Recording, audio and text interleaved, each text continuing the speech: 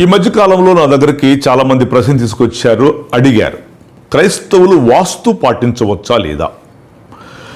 దాన్ని ఇంకోటి కూడా యాడ్ చేశారు. ఈ యెరూషలేం మందిరం కట్టారు కదా, కొలతలు కొలిశారు కదా, అది కూడా వాస్తే కదా అన్నారు చాలామంది. ఇప్పుడు క్లారిటీ ఇస్తాం చూడండి. వాస్తు అనేటువంటిది అది బైబిల్లో లేదు. యెరూషలేం మందిరం కట్టారుగా, మరి కొలతలు కొలిసి, అది కూడా చెప్తాం. వాస్తు అది హైందవ సాంప్రదాయం, అది ఒక విగ్రహారాధ పూరితమైన సాంప్రదాయం. దాన్ని బట్టి భయపెట్టిస్తారు. ఈ మధ్యకాలంలో క్రైస్తవులు కూడా ఇట్లాంటి దెబ్బలు తింటున్నారు. అటు వాక్యం వింటారు, ఇటు ఇంకో పడవ మీద కాలేస్తారు. అటు బైబిల్ ఇంట్లో ఉంటుంది, ఇంకోటి కూడా ఇంట్లో బైబిల్ ఉంటుంది. ఈ రెండు ఇంట్లో పెట్టుకుని అటు దేవుడు దెయ్యానికి సంబంధించినవి, ఎచ్చగానే ఉండు చల్లగానే ఉండు. వాస్తు అనేటువంటిది పాటించి, ఇప్పుడు పిల్లోడికి జ్వరం ఎక్కువైంది, భయపడిపోతుంటారు, ట్యాబ్లెట్ వేసినా తగ్గదు. టాబ్లెట్స్ వేసినా తగ్గకపోతే బ్లడ్ టెస్ట్ చేయించు, ఆడకెళ్తారు వాస్తు చూపించేవాడి దగ్గరికి. ఆడొస్తాడు, పంచికట్టుకొని వస్తాడు, ఇంట్లోకి వస్తాడు, ఈ కిటికీ ఇటు పెట్టారంటాడు. అంతకుముందు కూడా వాస్తు కలిగిన పెట్టాడు సార్ అంటాం మనం.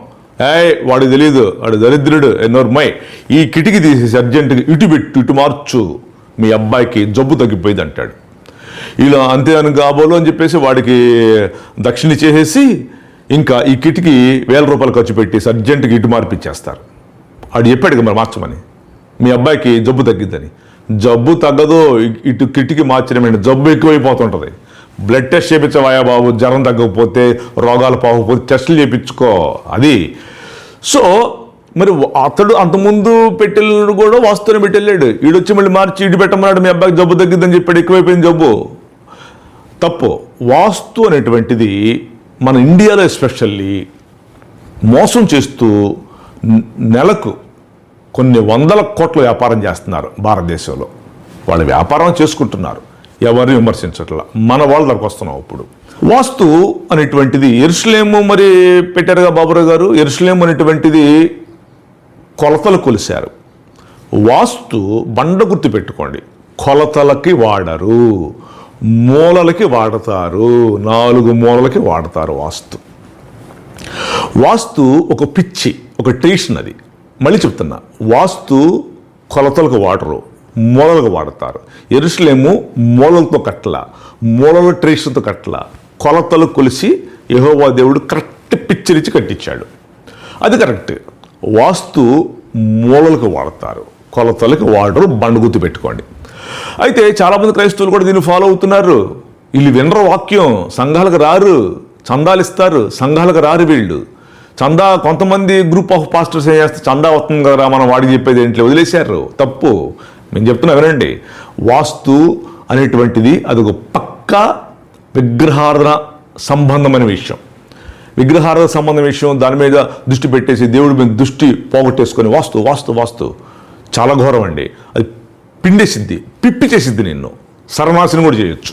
సో ఇప్పుడు ఉదాహరణకు చూడండి, కాజు ఎఫెక్ట్ సిద్ధాంతం చూపిస్తాను నేను. ఇది cell phone. Cause and effect సిద్ధాంతం చూపిస్తున్నా. కాజ్ ఇది అద్దంతో కూడిన సెల్ ఫోన్. ఇది నేను గచ్చు మీద పడేసా. నేను దీన్ని గచ్చు మీద పడేసా,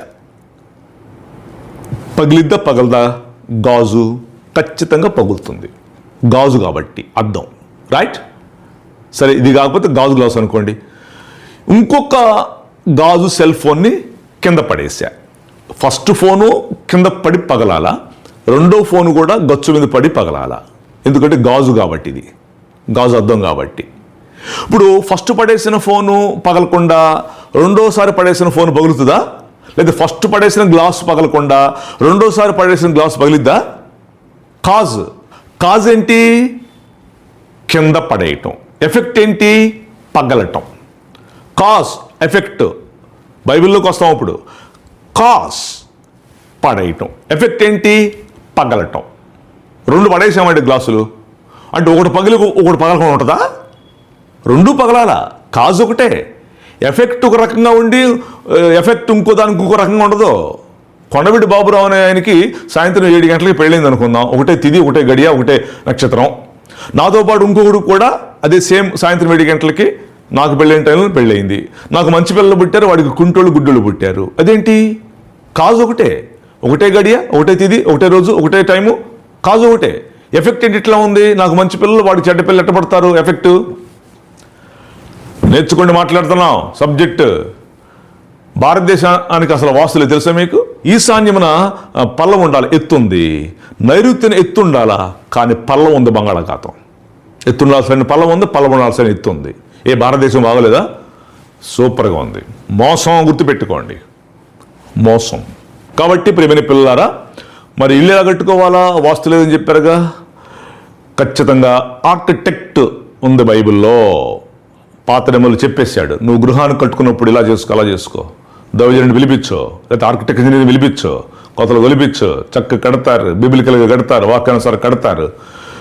తూర్పున గుమ్మం పెడతారు. ఎందుకు తెలుసా మీకు? పొద్దున్న సూర్యుడు ఉదయిస్తే ఆ తూర్పు గుమ్మంలో నుంచే వెలుతురు లోపలికి వచ్చి సూర్యకిరణాలు బాడీ మీద పడి ఇంట్లో నివసించే మనిషి ఆరోగ్యంగా బతుకుతాడు. దీన్ని తూర్పునే పెట్టాలి గుమ్మం అని పెట్టాడు. దక్షిణమున కిటికీ పెట్టమంటాడు. దక్షిణం కిటికీ ఎందుకు పెట్టాలి? కిటికీ తెలుసా? దక్షిణము నుంచి గాలి వస్తుంది, ఫ్రెష్ ఎయిర్ వస్తుంది. దక్షిణం నుంచి వచ్చేటువంటి ఆ చక్కటి గాలులు ఆ కిటికీలోంచి ప్రవేశించి దక్షిణం నుంచి వచ్చే గాలి ఇంట్లో పీల్చుకునే మనిషి ఆరోగ్యకరంగా బతుకుతాడు. అందుకు దక్షిణంగా పెట్టమన్నారు. దక్షిణంగా పెట్టావు లేకపోతే చచ్చిపోతావు. సో దీన్ని ఇట్లా మార్చేశారనమాట. భయం పెట్టేశారు. వాస్తుని తీసుకొచ్చి భయం పెట్టి పడడం కేసేసి డబ్బులు పోగు చేసుకుంటున్నారు. కాబట్టి అలా చేయబాకండి. యేసుక్రీస్తు నమ్ముకున్న బిడ్డలు, మీరు ఇల్లు కట్టుకున్నా, ఇంకోటి కట్టుకుని ఏం చేసుకున్నా, దైవజనుడిని పిలిపించండి, ప్రార్థన చేయించుకునండి, ఆశీర్వాదం తీసుకునండి. అది మీకు ఎప్పటికీ కూడా మీ ఇల్లు పాది పచ్చగా ఉంటారు. దేవుడి మాటలు దీవించునుగాక. ఆమేన్.